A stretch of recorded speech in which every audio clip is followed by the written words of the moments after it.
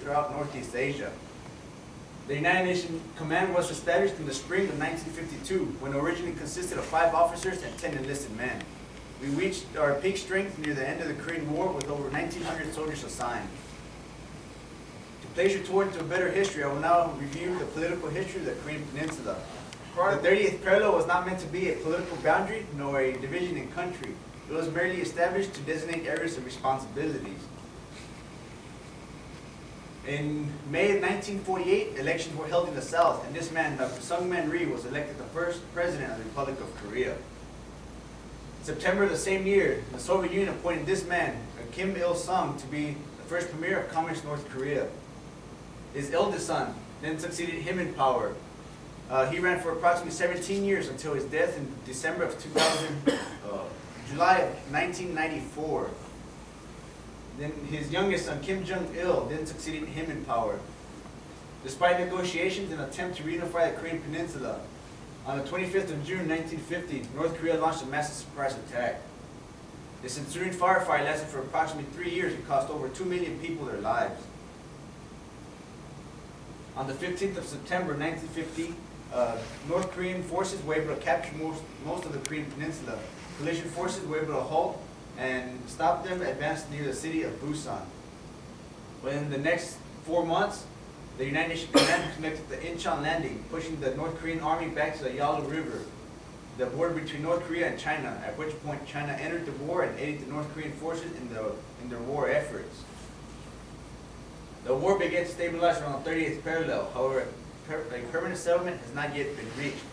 27th of July 1953, the United Nations Command, the Chinese People's Army, the Chinese People's Volunteers, and the Korean People's Army signed an armistice, or a ceasefire agreement, to stop this fighting. However, this agreement is still in effect today. The border between North and South Korea has relatively remained the same ever since. This white dotted line does represent the military demarcation line, or MDL. Under the provision of all armistice agreements, the decision was made that the United Nations Command military commanders were ordered to pull back their troops 2,000 meters from their last point of hostile contact, thus creating a 4-kilometer wide by 241-kilometer long Demilitarized Zone, or DMZ. Note the location of Seoul and its relationship to the MDL. We are currently just 400 meters from the southern boundary of the DMZ and 2.4 kilometers from the MDL. This is the city of Taesong, the original sites of the Armistice talks prior to being moved to the Panmunjom, or what we call the Joint Security Area. Although the DMZ has become one of the most militarized locations in the world, the MDL does consist of no fortifications. It is a simply series of 1,292 yellow and black panel markers that run from coast to coast. On the southern side, they're labeled Korean at the top and English in the bottom. On the northern side, they're labeled Korean at the top and Chinese in the bottom. Inside the JSA, the MDO is more clearly defined by a series of white stakes standing 1 meter in height and spaced out at 10 meters intervals. This furthers on to Conference Road by a 17 by 5 inch slab of concrete in between each building. These are the areas we will be visiting today. Notice how the MDO winds its way through the middle of the DMZ and forms a finger inside of the Joint Security Area. Upon your arrival at Checkpoint 3, you will be surrounded by 3 sides of Communist North Korea. Your tour will begin here at Camp Boniface, then exit onto the MSR, or Main Supply Route, also known as Old Highway 1. For 50 years, this was the only stretch of highway that connected North and South Korea, until the East and West transportation corridors were opened. This is still the only stretch of highway that leads up to the Joint Security Area for all armistice-related events. On our trip north today, we will point out Guard Post 240, Observation Post Alette, taesong or Freedom Village, gijang or Propaganda Village, the Swiss and Swedish Neutral Nation Supervisory Commission and NSC camp, and the former Czech and Polish and NSC. I will now highlight a few areas we will be visiting. First is the village of taesong or Freedom Village. The United Nations Command is responsible for implementing civil affairs and security within this unique village. We carry out our responsibility through a security company that guards the village 24 hours a day.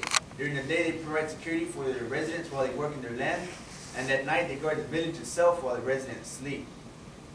These residents do own modern homes and large allocations of farmland. However, they do live under some severe restrictions. They must be inside this village before nightfall and inside their homes with their windows and doors secured by midnight.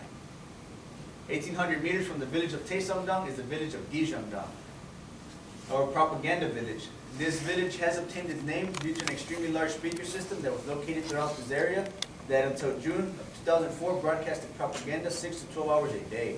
This propaganda idolized Kim Jong-il to be a great leader and invited the residents from Taesong as well as the rest of the public to defect to the so-called village of paradise. However, if one were to defect here, they would find themselves rather lonely, for this village is mostly uninhabited. We do see people here from time to time that work at the Taesong industrial complex and help maintain the upkeep of these buildings and raise and lower this large, extremely large North Korean flag. It is one of the largest in the world. It's approximately a length of 31 meters. This is also the second flagpole to stand here in the village of Gijang. This is because in 1981, the Republic of Korea donated a flagpole to the village of Taesong, which happened to stand taller than the original flagpole that stood in Gijang. So North Korea quickly responded by building an even taller flagpole. Today, the flagpole in Taesong stands over 100 meters in height. The flagpole in Gijang stands over 160 meters in height. As we enter the joint security area, I will point out the Neutral Nation Super Early Commission Camp. Delegations from Switzerland, Swedish, Czechoslovakia, and Polish originally formed this NNSC.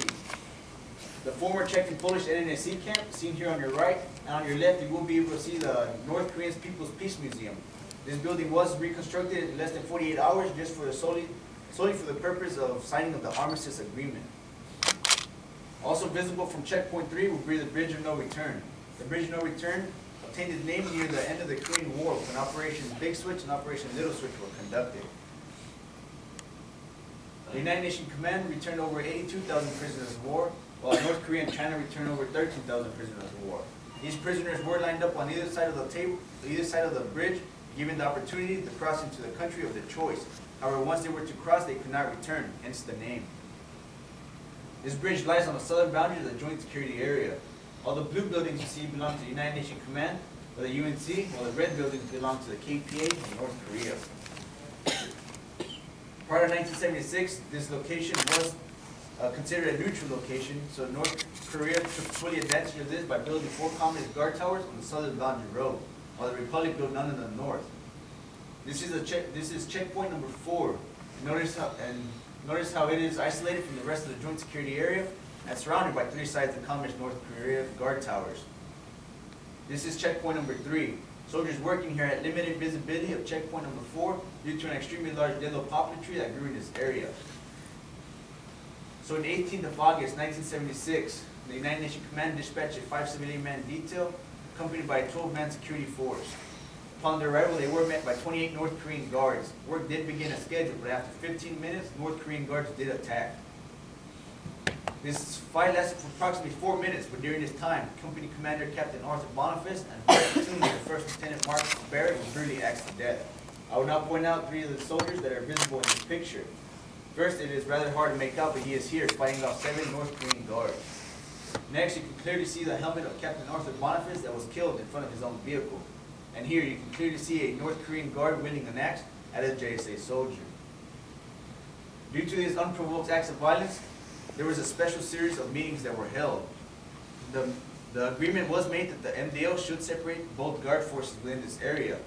Under this agreement, there was no more acts of violence until the 23rd of November, 1984, when a Soviet citizen on the North Korean sponsored tour dashed across the MDL and attempted to defect to the free world. And North Korean guards armed with pistols and rifles followed him in an attempt to kill or capture him. There were approximately 30 North Korean guards in the northern portion of the sunken garden. The JSA Quick Reaction Force was alerted and able to halt and outflank the North Korean main body. The North Korean citizen that defected to this area was protected throughout the firefight and quickly evacuated back to Camp Boniface. This firefight lasted for approximately 15 minutes, but during this time, North Korea had 3 men killed and 5 men wounded, while the United Nations Command had 1 man killed, Corporal Jang, and 1 man wounded.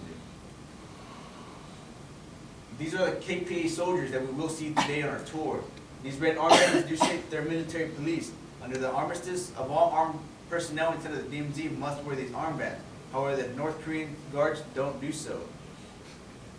They may come down on our tour today, and we ask for you guys not to communicate with them verbally or non-verbally. We provide security and assistance for humanitarian operations, public auxiliary, or rock soldiers. They served 24 months here. Both soldiers must meet above average standards than original soldiers. They also must have a both clean military and civilian record as well. It is due to all this that the fact that we are the most forwardly deployed unit on the Korean Peninsula and that we stand face to face with our enemies on a daily basis, that the United Nations Command, the Republic of Korea, and the United States Army has given us our motto, which we so proudly state, ladies and gentlemen, we truly are in front of them all. Thank you.